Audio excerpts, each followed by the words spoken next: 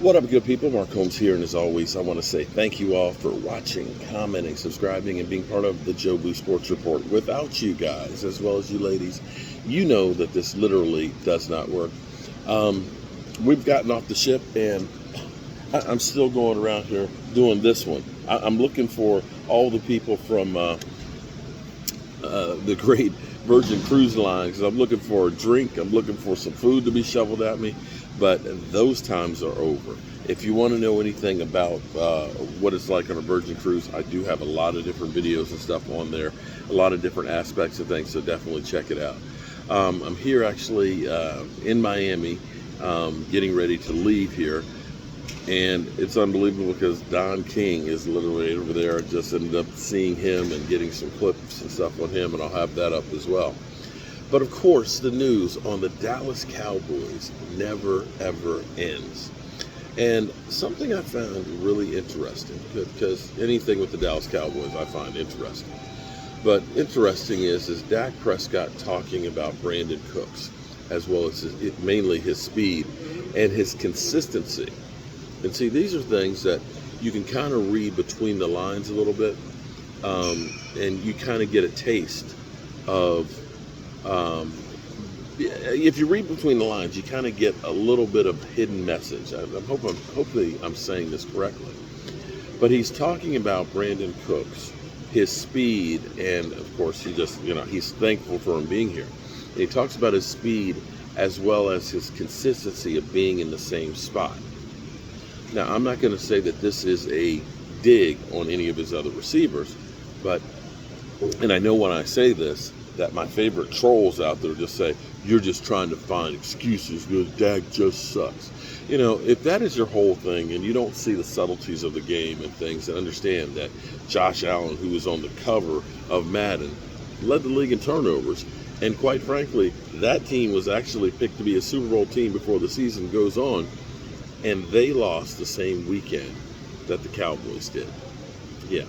That guy, Justin Herbert, that everybody's all on his jock and everything else, he lost to the Cowboys against Dak Prescott. And what has that guy done as far as playoffs go?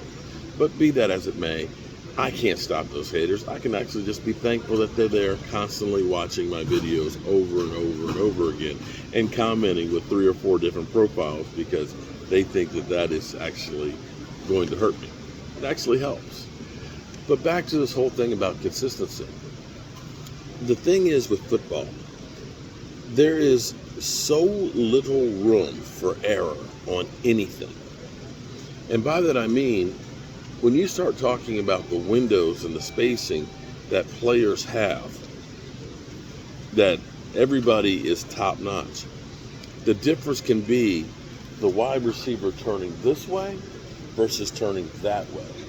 Because you might be doing a back shoulder fade to this shoulder. If they're looking this way, then they've got to go they're not going to catch it like this. They've got to then turn around and come the other way to catch the football. And that subtlety, that little minute change is huge. And consistency is part of the game.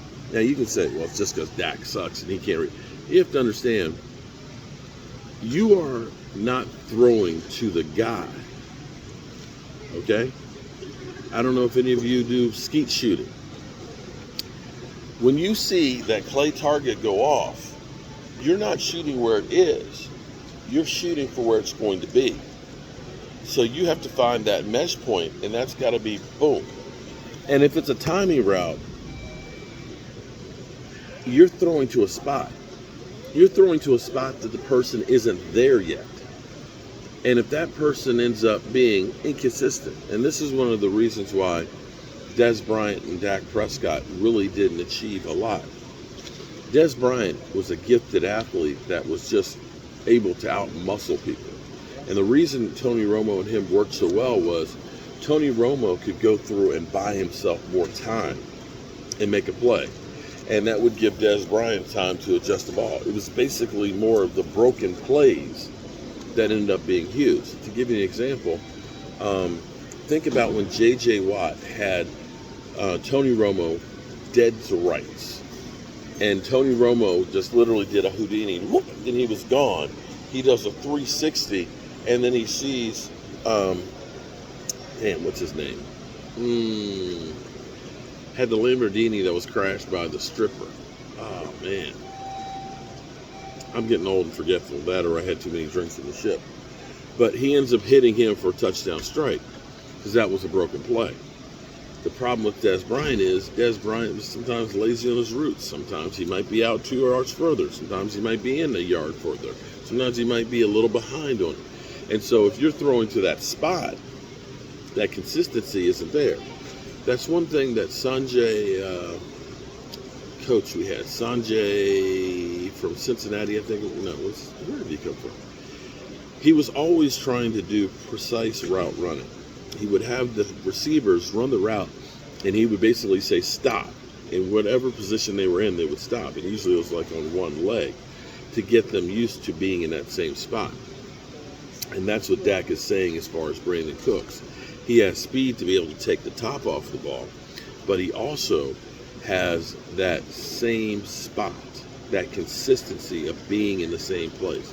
And these are things that are necessary. If you want to say, well, Dak just sucks, well, if you have consistency and speed by the wide receivers, that's going to make your quarterback better. In which case, you can say, some of you will say, well, Amari Cooper made Dak Prescott better. Well, yes, he did. Because when you didn't have other receivers, Terrence Williams, that's who I was thinking of. When you looked at and had Cole Beasley, Allen Hurns, and Terrence Williams as your starting wide receivers, and then you get an Amari Cooper, that's like going from a Yugo to a Ferrari. There's a big difference between those guys. And that's not to throw any shade on Cole Beasley. Cole Beasley is a decent receiver, but he's not a number one. Terrence Williams, decent receiver, didn't do anything after the Cowboys. Allen Hurns was here for 1 year, went back to Jacksonville, didn't do anything. It's not like you had guys that were incredible receivers that just failed. Typically, most of them did their best under Dak Prescott. So feel good about what you have with Brandon Cooks, a guy who can get deep, a guy who's got speed. That's going to make all the difference in the world. And that's going to make it easier for CeeDee Lamb, because now defenses, they got to worry about not one but two great wide receivers. And then you start putting in the tight ends that can block and that can catch. And, of course, you can throw in a Michael Gallup. And even now we're hearing about a Jalen Tolbert that is looking much, much improved. And here's the great thing about having Dak Prescott and crew. They're planning on continuing working out together. And we'll see them working out together this offseason, getting ready for training camp. And so expect them definitely to be ready. All right, good people. Don King is having breakfast over there, even though it's late in the afternoon. It's been a great time. We've had a great, incredible time on the cruise. And I'm ready, though, to get back to home, back to life, back to reality. I'll see you guys later. Peace.